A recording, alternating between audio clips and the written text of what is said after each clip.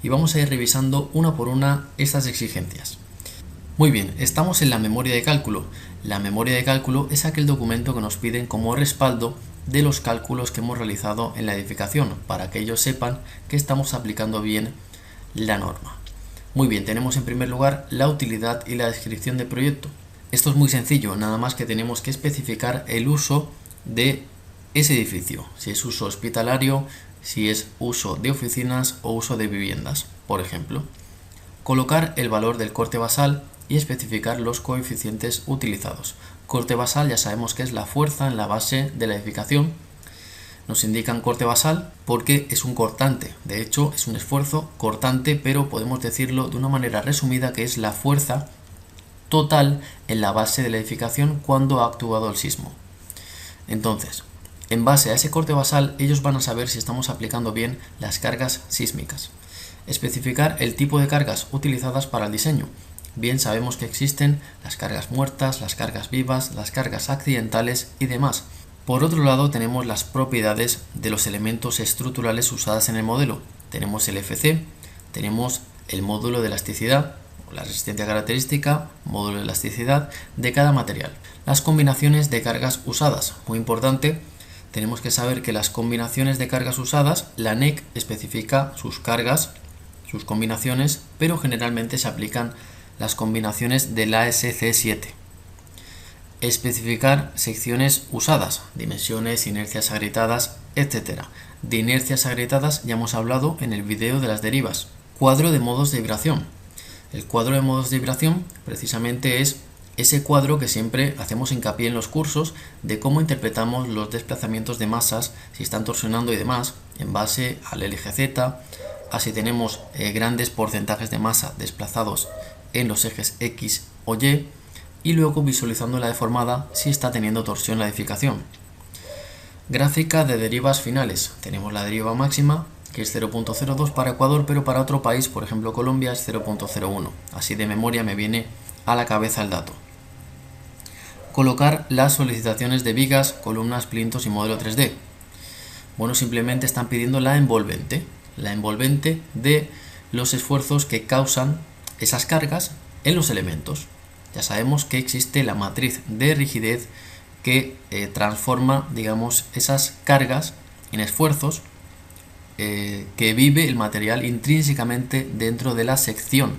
En cada sección, por ejemplo, de una columna, cada tramo a la altura de 1 metro, a la altura de 2 metros, a la altura de 3 metros, tenemos diferentes solicitaciones de esfuerzo cortante, momento torsor, momento flector. Eso es lo que están pidiendo. Muy bien, tenemos que presentar las evidencias de diseños de los elementos soportantes, cuantías requeridas o radios de demanda, capacidad. Bueno, pues esto lo hace automáticamente el CIPE cuando sacamos el tema de la comprobación. Y tenemos ahí las cuantías y demás, también están los artículos por capacidad del nudo. Evidencia de diseño de la cimentación, tenemos momentos y esfuerzos en el suelo, que también lo hace automáticamente CIPE. Ya explicamos cómo obtener esta documentación.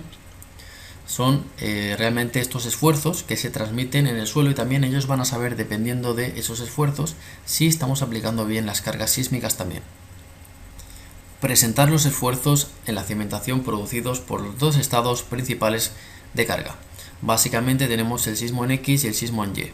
Pues tenemos que presentar con la combinación con la carga viva y la carga muerta pertinente que actúa todo al mismo tiempo. Conexiones, columna fuerte, nudo fuerte, viga fuerte a corte y punzonamiento pero débil a flexión.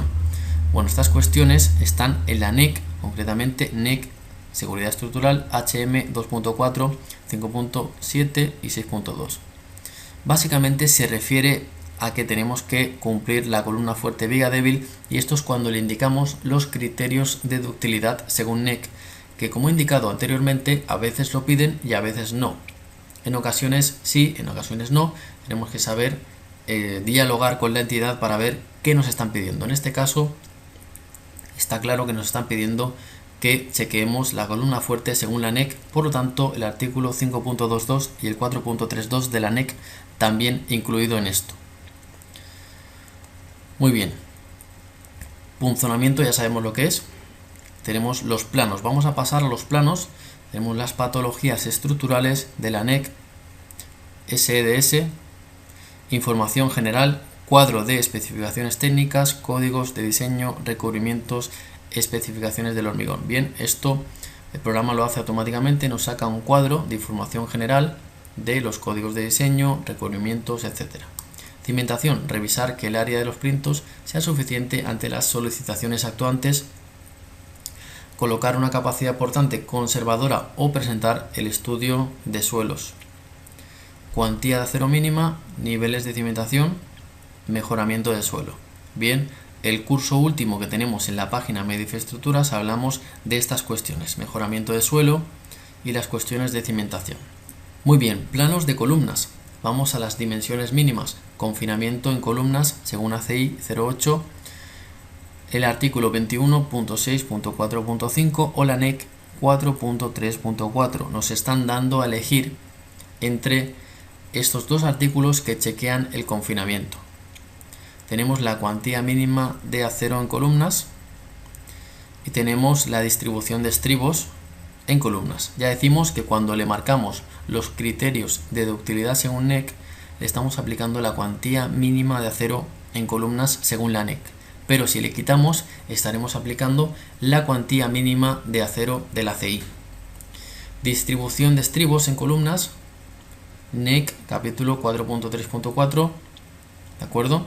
Distribución de estribos. Nos está haciendo referencia a la NEC. Estos son criterios de confinamiento también. Ubicación de traslapes. La NEC habla de esas cuestiones de los traslapes.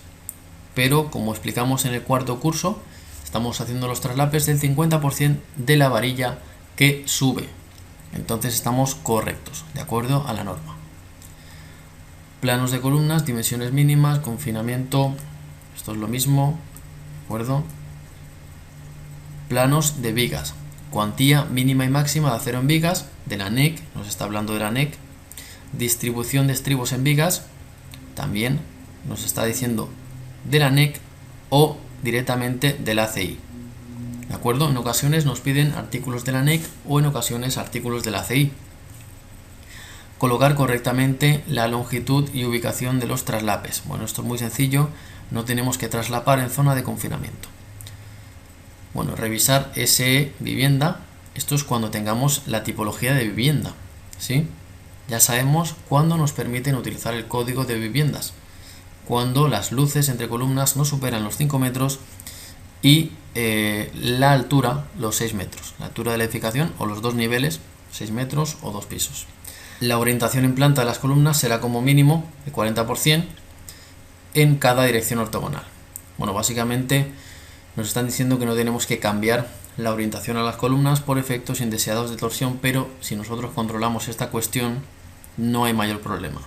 El problema de la torsión es un problema de concepción global de la edificación. Estribos adicionales en la zona de confinamiento, desarrollo longitudinal de las vigas, especificando refuerzos, traslapes, zonas de confinamiento, distribución de estribos. Bueno, esto es muy sencillo, esto es todo lo que hacemos en los cursos. Planos, tenemos los planos estructurales de acero, cuando hacemos estructura de acero. Tenemos las especificaciones técnicas, detalle de pedestal, porque siempre sabemos que la estructura nace de un pedestal por cuestiones de que tiene que apoyar en algún elemento resistente esa columna de acero. Entonces tenemos que detallar ese pedestal que normalmente sobresale un poco del terreno hacia arriba. Es como una columnita, por así decir. Empalmes en vigas y columnas, detalle la losa deck, conexión mampostería-estructura.